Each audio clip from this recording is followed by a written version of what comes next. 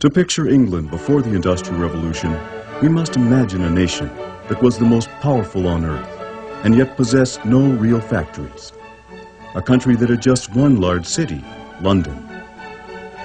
For the most part, England was a quiet and lovely land of farms and rural villages where only the sounds of weather, of animals, and the distant ringing of church bells broke the stillness of the landscape. Yet England was a land of great social inequality. A handful of aristocrats owned most of the land and possessed by right of birth nearly all of the incredible wealth it yielded. They built magnificent palaces for themselves and filled them with treasure, while an enormous lower class, most of whom owned no land, struggled to survive, often paying rent to the wealthy landowners. These poor people sometimes faced severe malnutrition and even starvation. They usually died young. With this as a background, let us find out what great changes were to occur as a result of industrialization. The first Industrial Revolution began in England for several reasons. First, she possessed rich deposits of iron and coal, resources essential to industrialization. Second, England had many reliable sources of water power. And third, numerous colonies around the world supplied her with abundant raw materials, like this cotton. And at the same time, they provided an enormous captive market for her manufactured goods, like this cloth.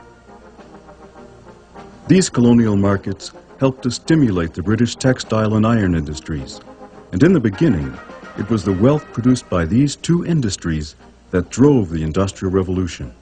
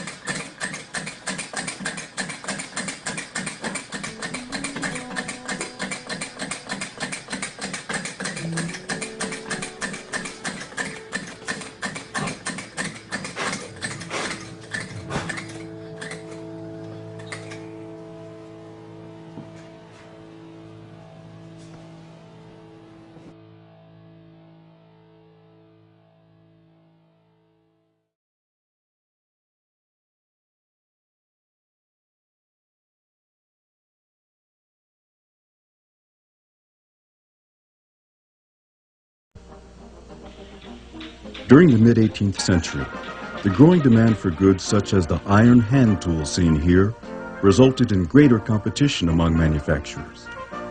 And as costs of production rose, manufacturers sought new ways of meeting the increased demand for their products without raising prices.